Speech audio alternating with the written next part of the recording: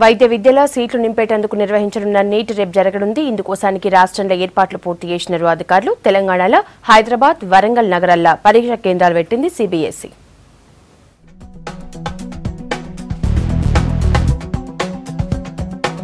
ప్రభుత్వ, private medical కాలేజీల MBBS, BDS కోర్సుల సీట్ల ప్రవేశాల కోసం నీట్ మే 7వ తారీఖున జరగనుంది.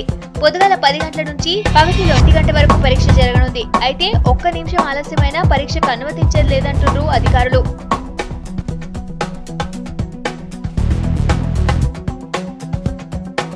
ఇక పరీక్షకు వచ్చేటోళ్లు అబ్బాయిలు హాఫ్ షర్ట్ మాత్రమే వేసుకోవాలని, కుర్తా పైజామా లాంటి డ్రెస్లు వేసుకుంటే అనుమతి ఉండదన్నారు.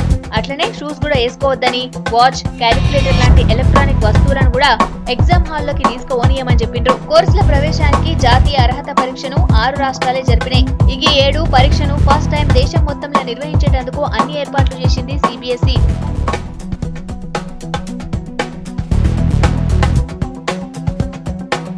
దేశవ్యాప్తంగా 80 నగరాల్లో 1500 కేంద్రాల్లో పరీక్ష జరగనుంది. నీట్ రాయడానికి 25 ఏళ్ల గరిష్ట వయోపరిమితి విధించగా రిజర్వేషన్ ఉన్న అభ్యర్థులకు 5 ఏళ్ల సడలింపునిచ్చిండ్రు. ఎవరైనా 3 సార్లకు మించి పరీక్ష రాయడానికి వీల్లేదు. 15% ఆల్ ఇండియా కోటా సీట్లకు విదేశీయులతో పాటు ఎన్ఆర్ఐ విద్యార్థులకు వీలు కల్పించిండ్రు.